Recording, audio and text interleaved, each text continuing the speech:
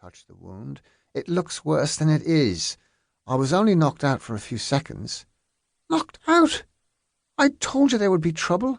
There's always trouble at those rallies. Now look at the state of you. Will you never learn, Patrick Gallagher?" As Catherine tended his cuts, placing a cold, wet flannel on a rapidly forming bump, Patrick told her about his eventful day. There were thousands there, as many as 10,000, I'll wager. I've never been in a crowd that big. I was excited and fearful all at the same time. "It would have served you better to accompany your wife and children to Mass. This is what you get for your sins," chided Catherine. "Well, I'll tell it in confession if it makes you feel any better. Did you keep me some food? Or am I to be sent to bed early without supper for my penance?" Patrick gave his wife a mock frown. Catherine could never stay angry at her husband for long.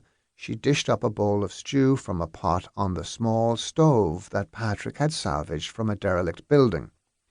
It had made all the difference to their tiny, damp home, helping to dry out the air. Opening the door to the only other room in the house, Catherine peered into the darkness. "I'll leave the door ajar. The children have been coughing all evening. I've given them some elixir, but we had best keep our voices low so as not to disturb their sleep, Patrick." "It's living in these back-to-backs that has them sick so often.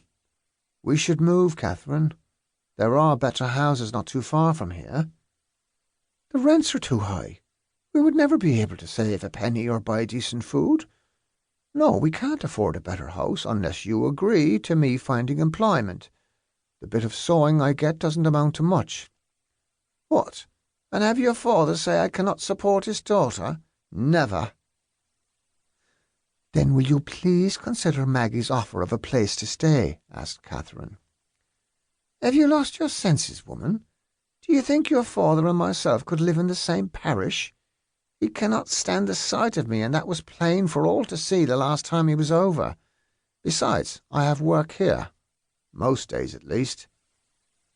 Patrick was referring to James and Mary's last visit to see their newest grandchild, his 2-year-old daughter.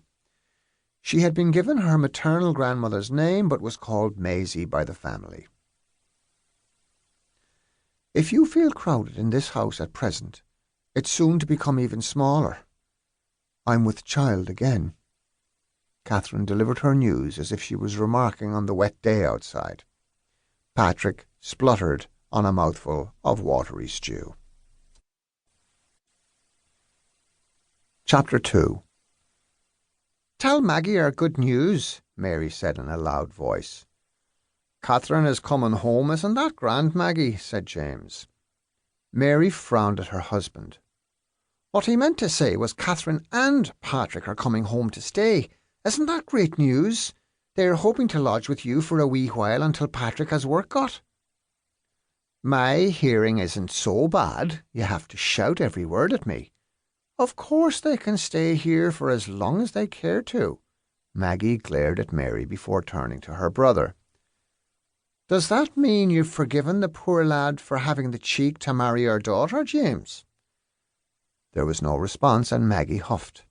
"I thought as much, seeing as you still haven't forgiven me for encouraging him."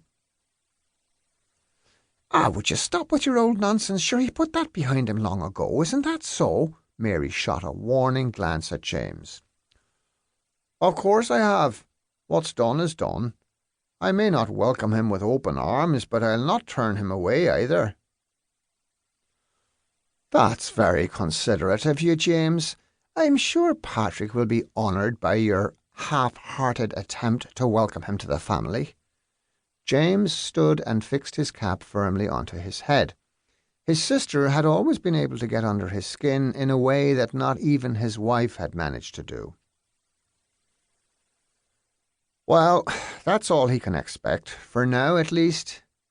Maybe he'll grow on me the longer he's here. Does that cheer you up at all?" James glared down at Maggie. "Would you look at the face on that, Mary? Keep it away from your hens or they'll stop their laying. Even his beard is in a tizzy." Both women laughed heartily as James's hand instinctively flew to his chin. He looked